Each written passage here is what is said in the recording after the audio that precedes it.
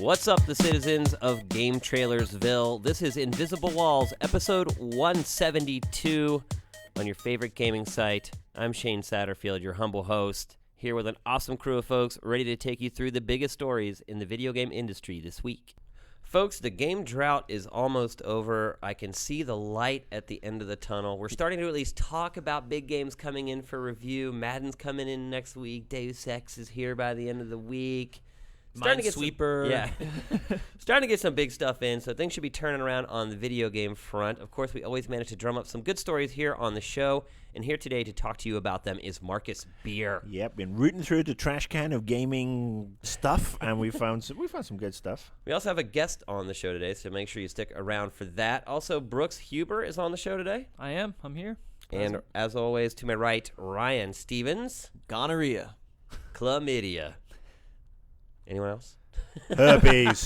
Happies. So we do want to talk briefly off the top about the availability of certain files for Invisible Walls. We did have some issues last week with you guys being able to get the MP3 versions of the show. We are cognizant and aware of the issues, and we are working on them. In fact, we're recording on Wednesday. They should be fixed. We have a deployment going out today. All this stuff should be fixed. Smart money is on that it's fixed. Yeah. Smarter money may be on that it's not. Well, didn't we change up the whole system? We upgraded from a 286 to a 386. Yeah, I mean, we've undergone a lot of things. We're starting to really push MP4s now versus Flash. So we're doing a lot of stuff behind the scenes, folks, and we're doing our best to keep it straight. And I guess probably now's a good time to address all the other issues people have with GT. We talked about this probably a year ago it's been now. I have no concept of time in Southern California. But, folks, look, we know there are problems with GameTrailers.com. We know there are issues. We know there are bugs. Unfortunately, we are not programmers, the people who are sitting at this table. If I were a programmer, I wouldn't sleep until the stuff got done. But, unfortunately, I can't program. So all we can do is point out the errors, and then it's up to our tech team to fix them. And I know they do work really hard on getting that stuff done. Bottom line is it takes time. Also, we're kind of in a bit of flux here because we're working on a new project that we can't really talk about. So please bear with us. We do know about all the issues. We do work as fast as possible to fix them all. So with that said, let's head right into the show.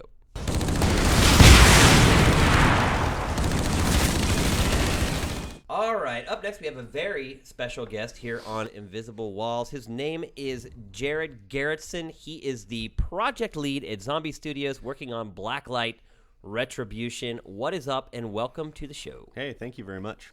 So how has the development gone on this game? Now, obviously, Blacklight Tango Down was the one before, did very well, apparently. Says Marcus, yes. Hey, on XBLA that first week we did really, really well. Yeah. And you're drinking a 20-ounce Red Bull. I am. That Living means the something. life. That means something. Yeah. But we know perhaps where things went a little bit awry. Games for Windows Live. I'm allowed to say it. That was our I've said it before. I'll say it again. Our biggest mistake with Tango Down was that we didn't go with Steam. We bought into the bullshit that Microsoft sold us at a certain meeting, and they were very, very persuasive. Now, is Microsoft incentivizing you guys to go with them in any way, shape, or form, or? You should ask my ex-PR guy. Yeah, they Marcus. They promised. Weird. Where was Marcus last year? You weren't on this, were you? No, I wasn't. I was PRing your show, your game. Right. Yeah. And now I'm back here. A man of leisure. They said they would do a lot of things and they didn't, and then we had connectivity issues and nobody was on Games Windows Live, and I've said it before, say it again. That was our biggest mistake, I think, for the PC version. If we'd have put it on Steam, I think the game would have reached a much wider audience and people would have given it a chance. There were some other issues, but you have to roll with the punches. But I got to play Retribution this morning. I got roped in from my cigarette smoking because they needed a body, and he apparently thinks I can play the game. So Now, Retribution, will that be on Steam? We are looking into right now. We're going full downloadable. If we see that being a good opportunity, we'll figure it out. Everything's really open. Our new publisher, Perfect World, is actually really great. They really want to make this game what it should have been. The reason why we actually went free to play is because to make a good first-person shooter or even a multiplayer game really on anything, you have to be able to update it. And I think that was the biggest failure with the previous game is lack of support. Now, it wasn't support from us. We had quite a bit of stuff, but there was just a disconnect, I guess, would be the most appropriate word to use. As I look to Marcus to say the you know he's not your PR guy anymore. No, he's not, and that's the thing. He can say it now. I can say. I mean, there were issues at Ignition. I mean, the Ignition as it was when I was working there doesn't exist anymore. They got closed down, then reborn as a new company, and there's a change in management, and there was a sort of like there was a butting of heads at times, and the fact that he's still talking to me shows that we had a good relationship and we got on. I felt their pain, but we also there was also our own several levels of pain. I mean, it was a tough time, and I enjoyed my time at Ignition most of the time. We had some epic press tours, but you move on. But I'm just excited to see, having played it this morning, the game has had a serious lick of paint. I mean, you're just playing Shadow Market again, which was the original map we demoed so many times last year, and to see a new version of this where it just really pops and it feels more Blade Runner-esque than ever before. Yeah, the art direction is just amazing. In this round, we've got a really there was a changing of guard with some of the positions, and it was definitely for the best. Our new art director has been really just kicking ass with the. You guys went DirectX 11 for this, right? Yeah, that's the. Is other that what thing we're running too, in the back today? Yeah. So DX11 is huge. I mean, it's being PC only. We don't have the limitations of a console that came out 5 years ago now. Yeah, I know.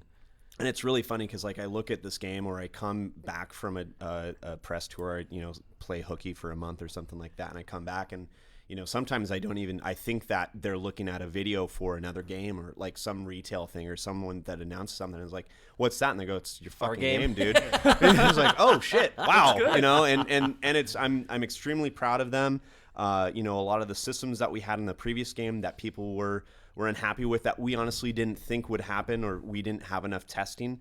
We fixed all that, so there isn't the spawn camping where you have two sides and they just smash against each other. We have a dynamic spawning system, so our maps aren't symmetric. I mean, they're just balanced much better this round.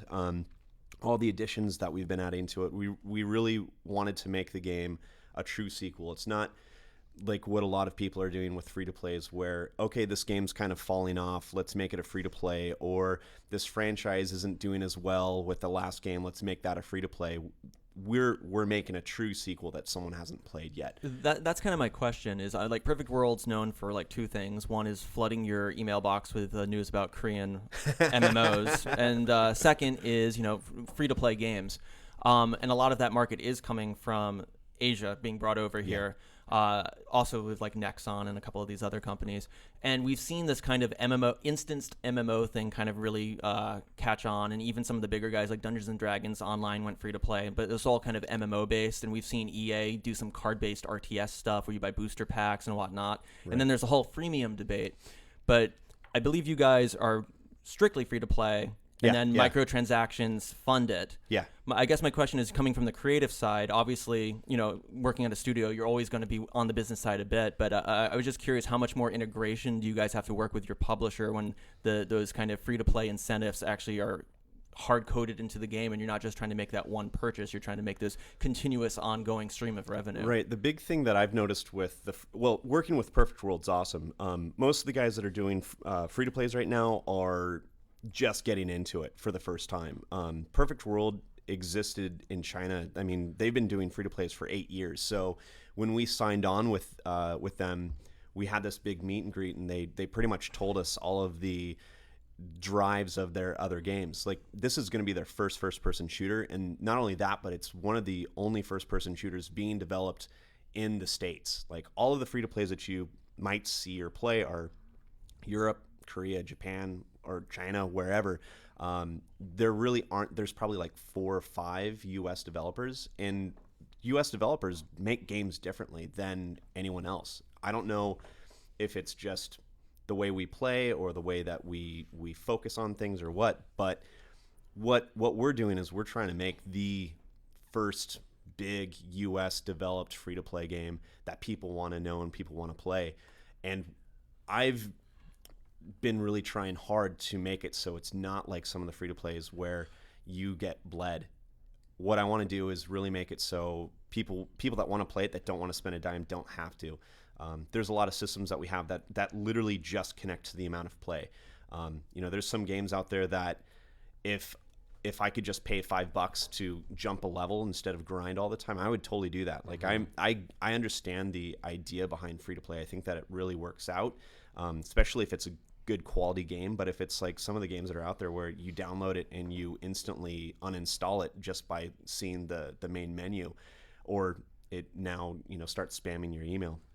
I don't know. I have no control over that stuff. But the big thing about Blacklight is we really want people to play this game. Like that's the labor of love. Like we have a really great team and we're really proud of the game. And the fact that anyone can download it that has a PC. We're using DX11, but it goes backwards to DX9, so players can just check it out even if they've got a lower end machine. I mean, that's the big thing, is we want people to fill up those servers. And if a couple people buy everything, or if people don't buy a thing and they just play it just to play it, awesome. The big thing is time versus money, really. How do you figure out that algorithm of free versus cost? Is there a secret sauce there? Does Perfect World sort of have this math equation that they throw everything into? How do you figure out at what point people are going to start spending money to ensure that your project is a financial success? That's the funny thing is there's two different camps of the whole free-to-play business thing. Like some people don't talk about it and they allude to it, and then some people will openly say it, and then whatever they openly say, everyone starts to do. And so it's like, pets really sell well, so let's add pets to it. Our game doesn't have pets. Yeah, unless they're attack dogs. Yeah, and so we're getting information from Perfect World and we're getting some direction, but a lot of it is going to be really in the beta. We're going to have an extended beta. It's not going to be, here's the game, oh, it's broken, sorry, go ahead and send emails to the publisher. We're going to be doing updates every month. That'll be content, but we're going to be doing, like, if something's broken, we'll be fixing it very, very quickly. What can we actually buy in the game for real money?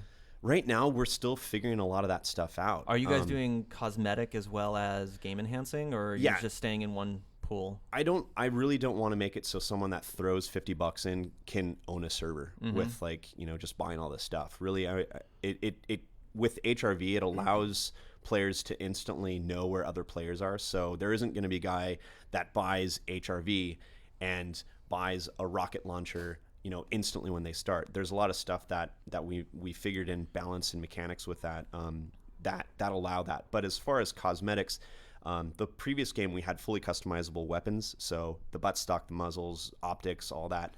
We've added more to that, including like ammo types and more guns and just more systems that change that. But also we took that idea and we put it into the characters, so the characters are fully customizable, and it's not just cosmetics. All these systems actually have a connection to the attributes, be it armor or amount of gear that she can carry, or even like protection from different types of ammos. I mean, we've got incendiary ammo that slowly burns you out, so we're going to have some armor that can protect you from that. And some of that stuff will be premium. Some of that stuff will be just based off of ranks. But yeah, a lot of that stuff's going to be the big thing that I want to try to do is balance it out, where if you are willing to play a lot, you don't have to pay a lot. And if you don't want to pay at all, you shouldn't be able to pay it. You shouldn't have to, especially if you're good. I mean, everyone's a great shooter. I mean, going on to some of the servers for Tango Down, if I could find one. Don't look at me. Do not look at me when you say that shit. I'm sorry. I have a server. It's in this alley. Yeah, exactly. But yeah, I mean, we're really excited about it. And yeah, so the whole free-to-play thing, we're still figuring that out. Like, that's why we're going to have beta. We're going to test everything out.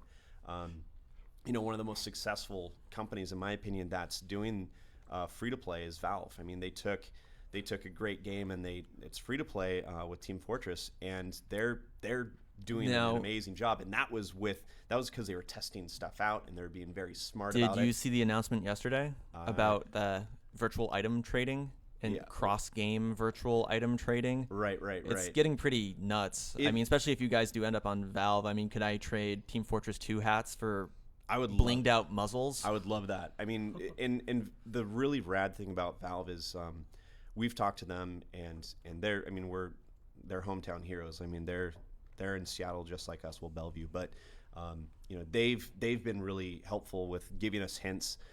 They really don't hold back, because I mean, why the hell should they? You know, how can you compete with that? I mean, really, if Valve said stop making shooters, I think everyone would stop making shooters except for maybe Activision. But you know, they've been really, really helpful, and you learn from it. If you're smart, you could figure it out.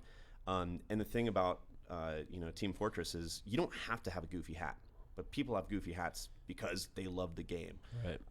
And you know, the systems that they have are great, and so they're very smart about it. And so we're going to try to really see what they're doing and get the information from Perfect World, and kind of try to do smart decisions, and try not to do anything that'll bleed a player. Or like, I really don't like the idea of having someone be able to just spend $80 on the first day and be able to own a server. I want there to be the guys that play it every day to be able to compete. Yeah, just compete with it. And that's the big thing that Perfect World's doing that's really cool, is they're now doing like ladder competitions. They're actually trying to make it a competitive game.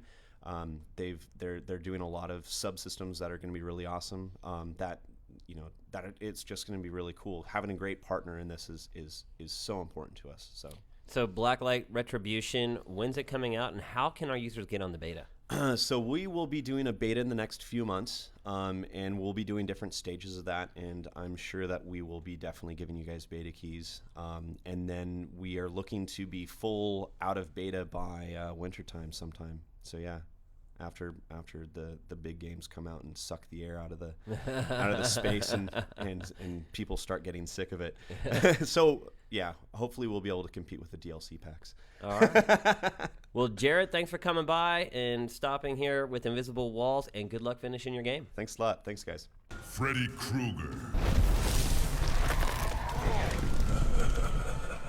All right, now we have our boy Brooks here. We don't normally talk about DLC that's this small, but I think this is a special case.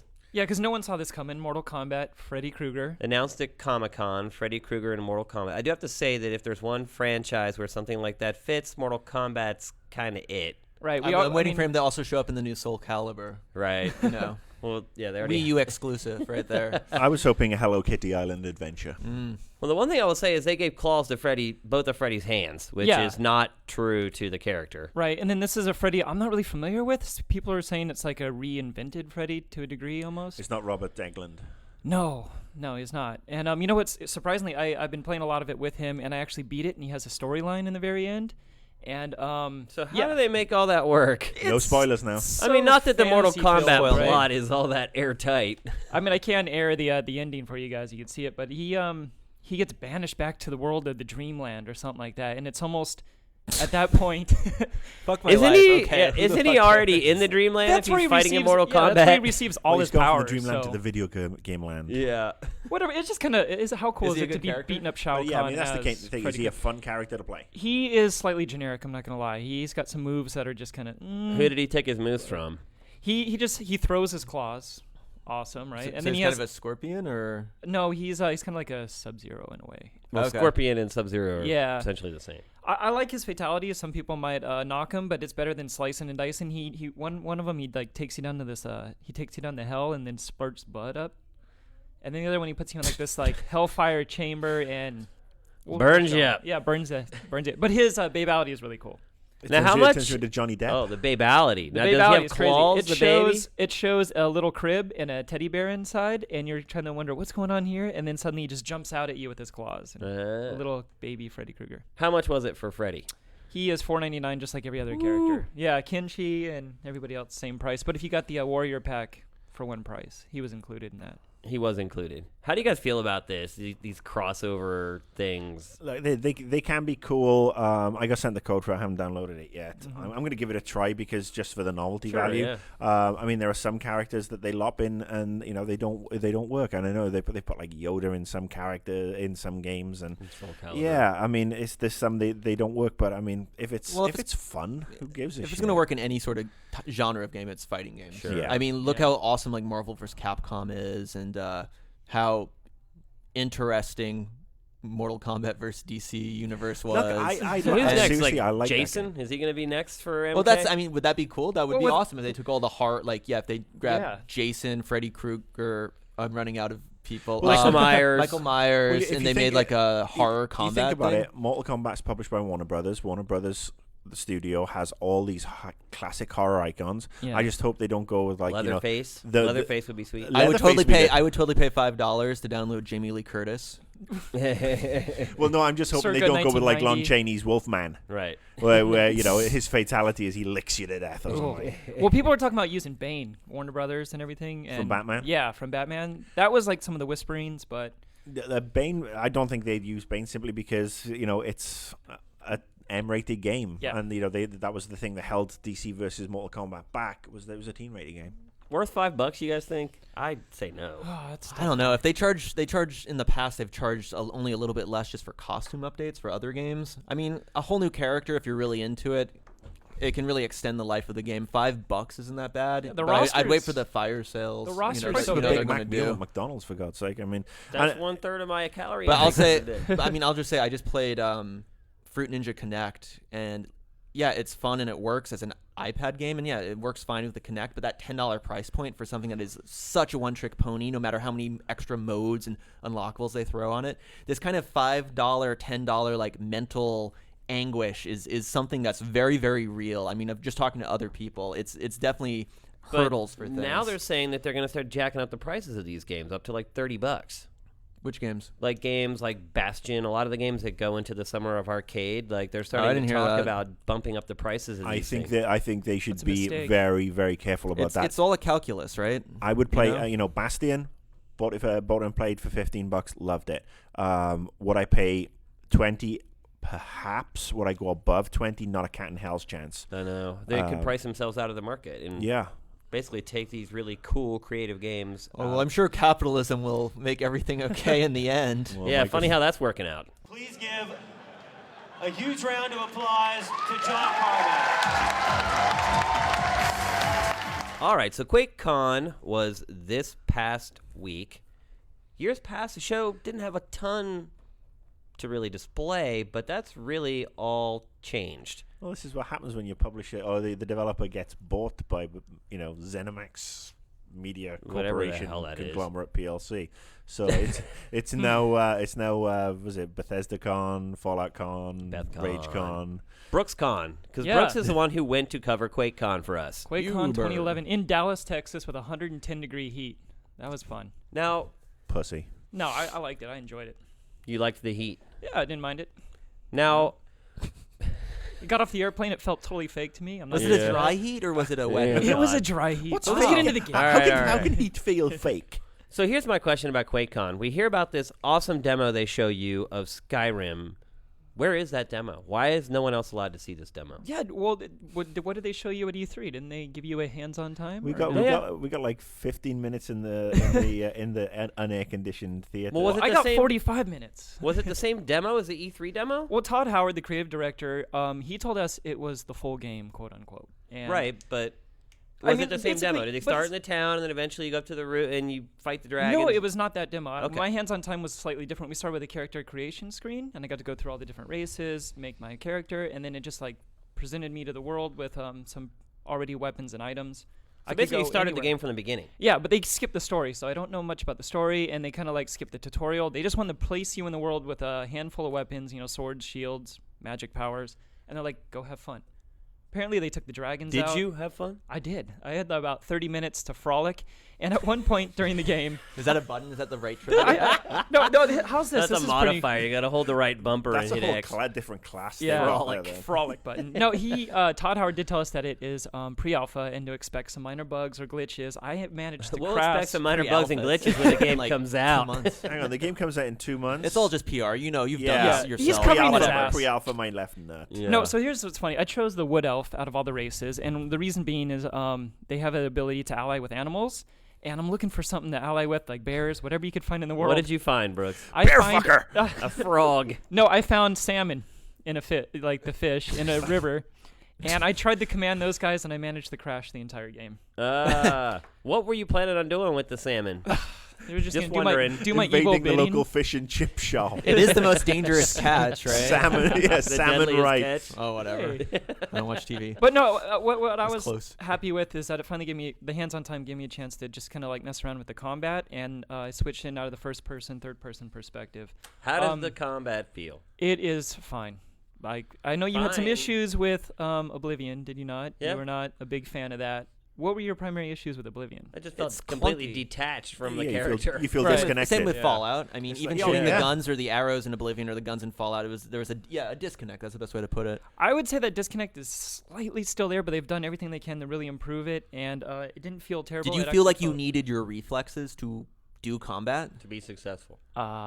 Yes. You did need Yeah, reflexes. I did Okay. because I was kind of countering the enemies. I was waiting for them to hit first, That's great. shield, and then retaliate with my sword. Did you get to try Dead Island yet?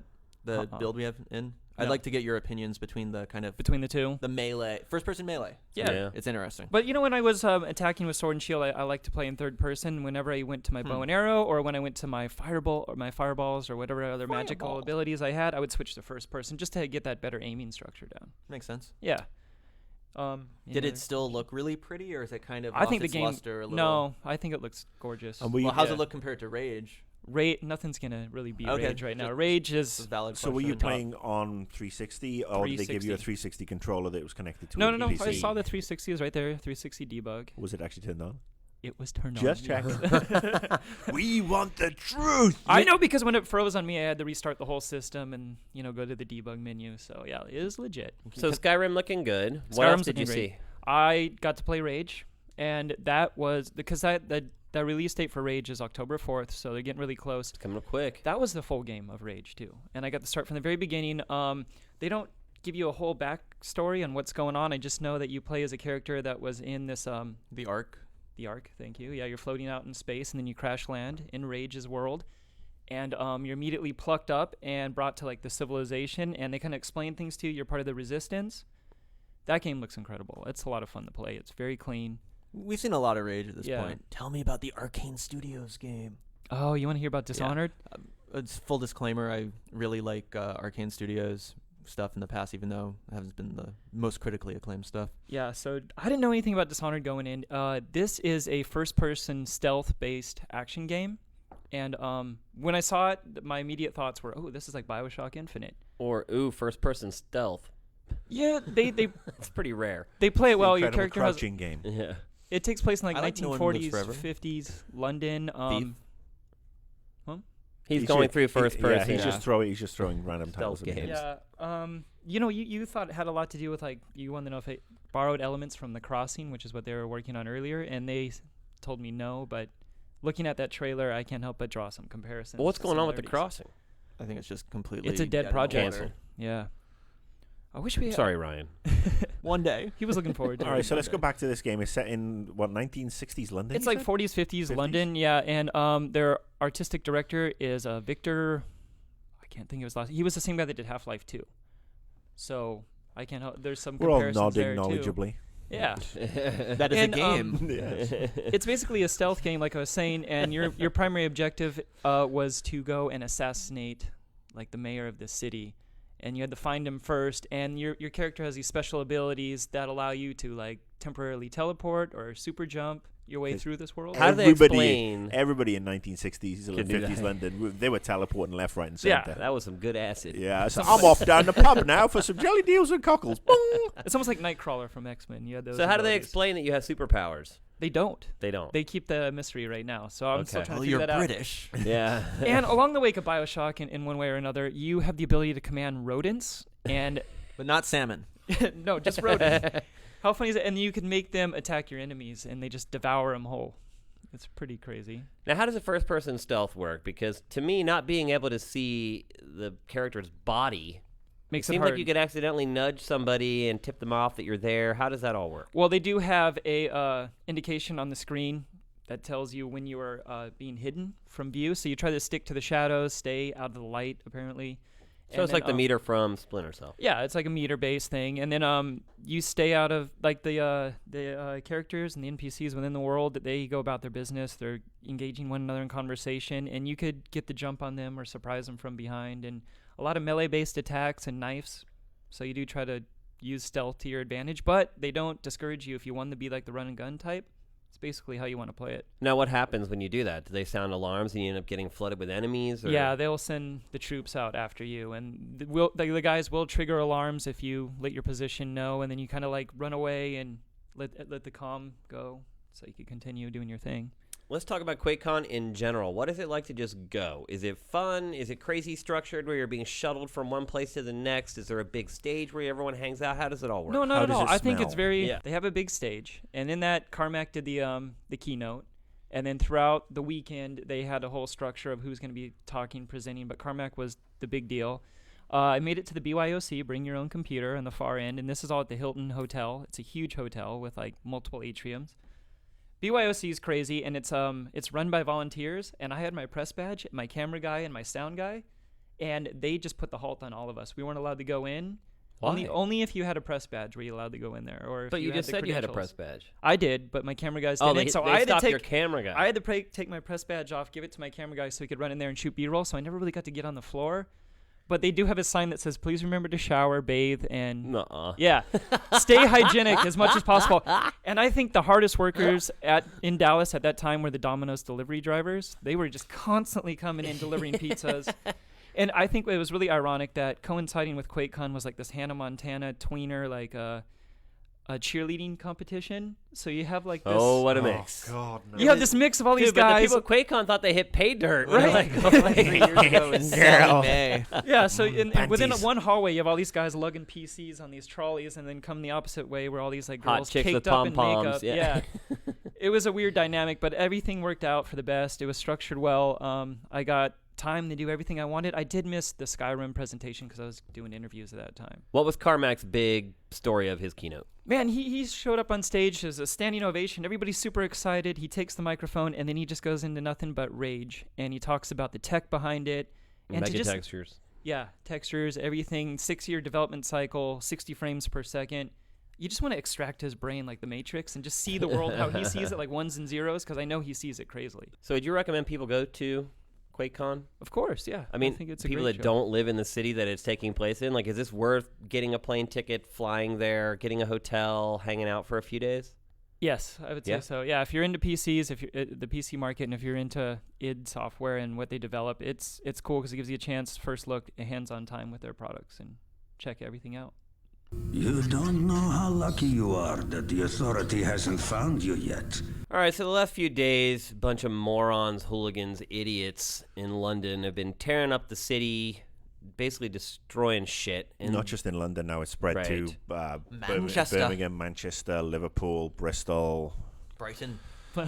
And this situation has fostered the return of one of our favorite characters here on Invisible Walls, Grumpy McGrump.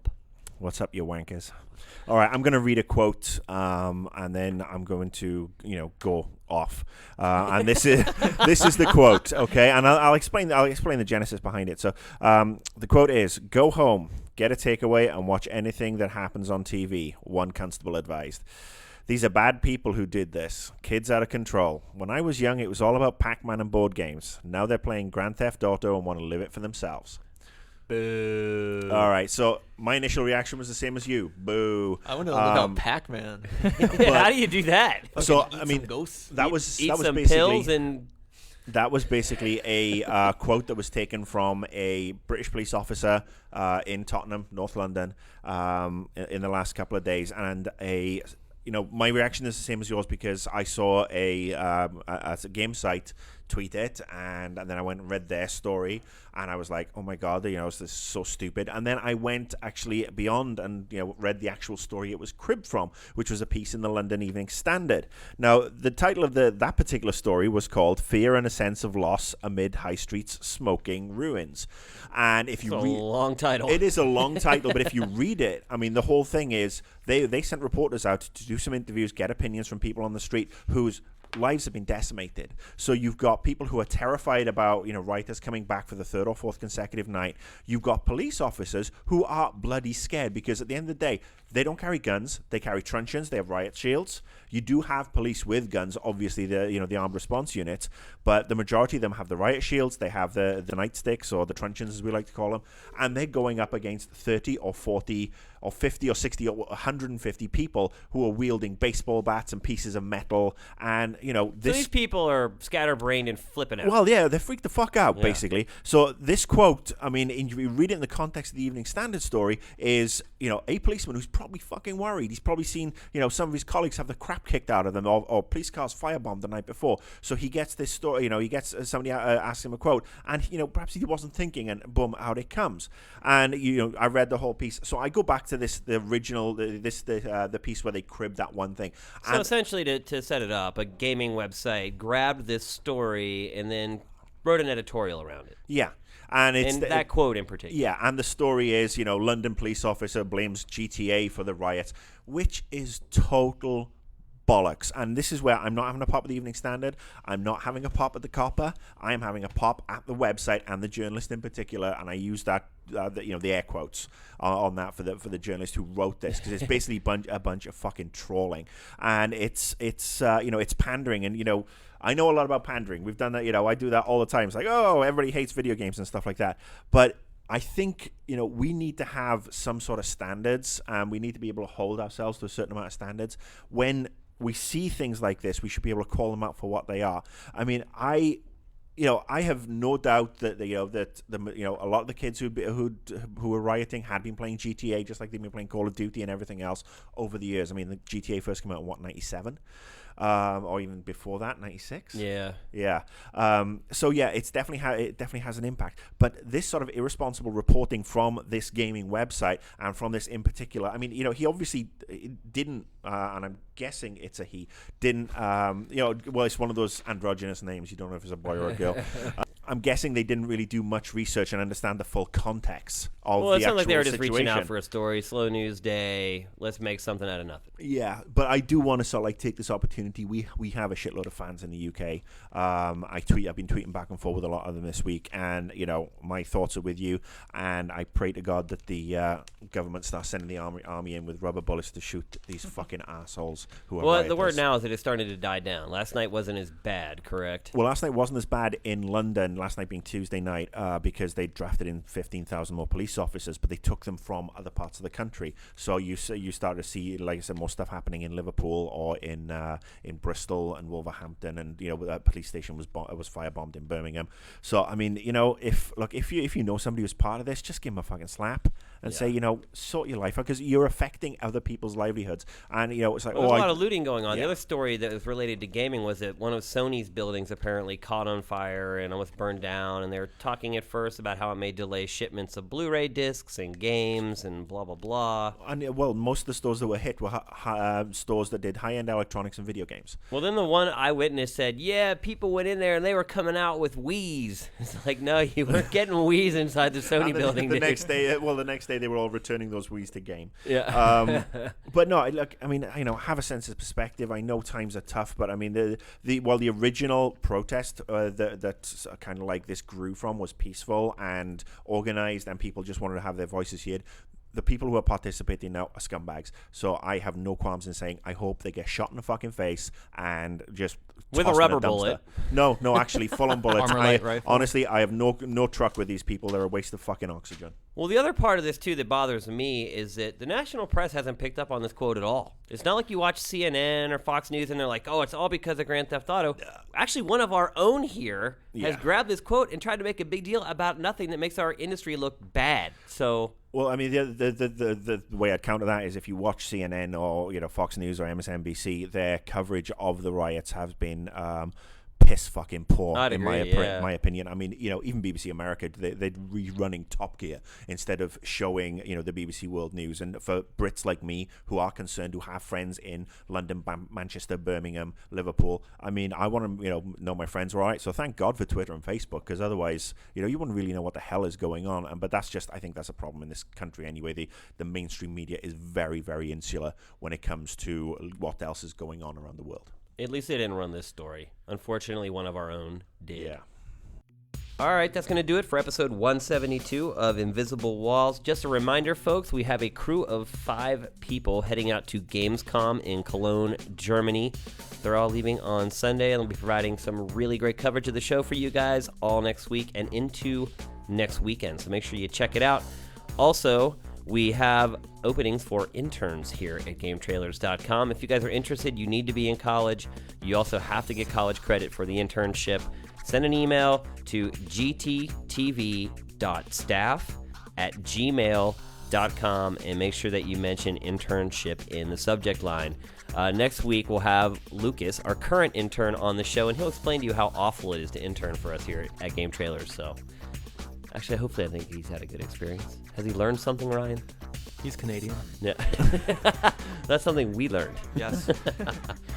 Anyway, that's it for this week, folks. Thanks for watching. Thanks for listening. Invisible Walls is up and out.